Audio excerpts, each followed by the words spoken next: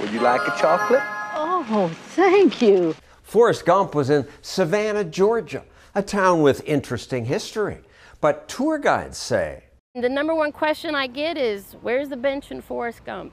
Michelle Freenor offers walking tours. We are going to do a 90-minute history tour of Savannah. She gets good reviews from customers, but her business almost didn't get off the ground because Savannah's politicians say to be a tour guide, you have to get a license. I had to pass a college-level history exam with tons of obscure gotcha questions. It could be 3 to 5 months of studying it because it was about 120 pages. I had to map out where I was standing, what I was saying. Tour guides need licenses? In some cities, you have to have a license just to tell stories.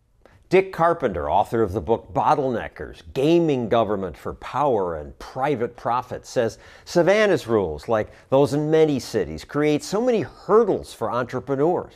Not only did Michelle have to pass a difficult history test, she also had to do a criminal background check, which meant she had to give a urine sample and a blood sample. She also had to go through a physical fitness test, and then she had to pay fees to the city as a result. $100.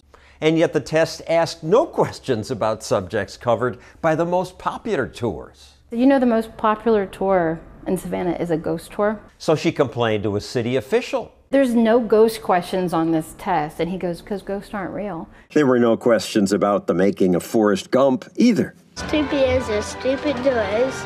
Even if guides give Forrest Gump tours, ghost tours, or food tours, they had to take the test.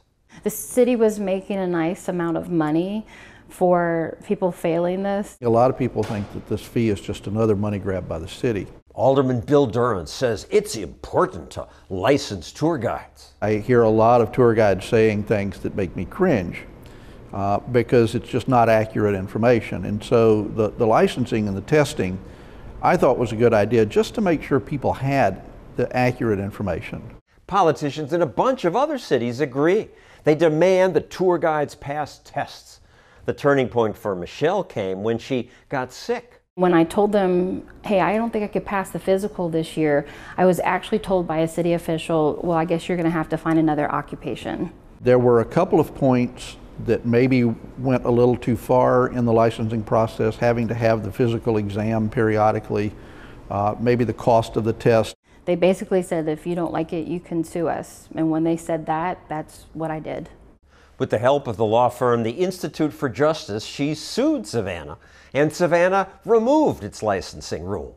So how does that go down? You bring the suit, and they sheepishly say, oh yeah, you're right, it's a First Amendment issue? I wish it were that easy. There's discovery, depositions are taken, and so the city often, months, often years, they realize that this was, in fact, a First Amendment issue, and they stood to lose. Savannah was just one of their victories. You want a Washington, D.C. tour? Just $10. That's the Capitol behind me. This is the IRS building. Oh, I can't tell you that. That's illegal. Washington, D.C. once demanded that guides have a license, so I joined this Segway tour. Aren't they trying to make sure that people get a proper tour? We give them a proper tour. I mean, I've passed a bar exam. I know how to give a proper tour. The Institute for Justice sued Washington too, and won. So now at least in D.C. and Savannah, tour guides are free to work. The free market is taking care of itself. Bad tour companies don't last. It's been a pleasure walking with you today. She's right.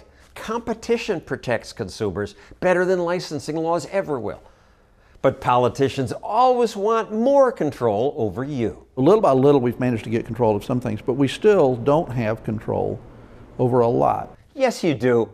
Your bottlenecks are everywhere. So I'm glad there are people out there trying to stop them. Please share and like this video.